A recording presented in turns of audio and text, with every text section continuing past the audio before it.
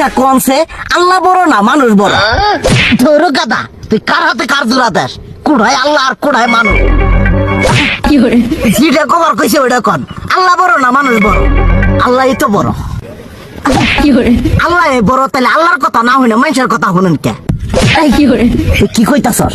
কি আর আল্লাহর কথা মানে না মানুষের কথা মানে? হ্যাঁ, কি আর মানুষের কথা শুনেন তাই না?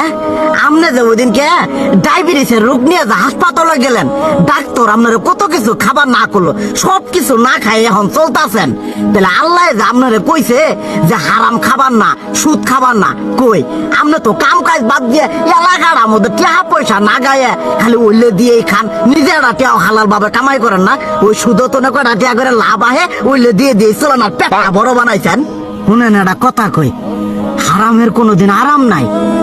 হালাল পথে রুজি রোজগার করেন, প্রয়োজনে এড়া বেলা কম খায়েন, তাও শরীর পিণ্ডও ভালো থাকবো, কোনো রোগ বেদও হবো না, আরামও পাবেন, আল্লাহও খুশি থাকবো। তুই আমার এইভাবে বুঝাবি আগে কইলি না কে? আসলে এই বিষয়টা তো আমি কখনো মাথায় এইভাবে নিইনি যে আমাদের কখনো ডাক্তার নিষেধ করলে ঠিকই আমরা নিষেধ মানি, কিন্তু উপর আলাদা কত কিছু নিষেধ করে দিয়ে সেটা মানি না।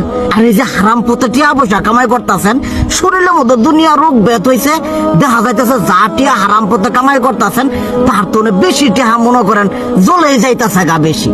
আজকের পর থেকে আমি আর এই হারাম সুদ খামো না, আমি হালাল পথে চলবো, হালাল টাকা পয়সা ইনকাম করবো। এতে করে যদি একবেলা কমও খাইতে হয় তবুও খামো, তবু আমি আর এই হারাম পথে চলবো না। আচ্ছা ঠিক আছে।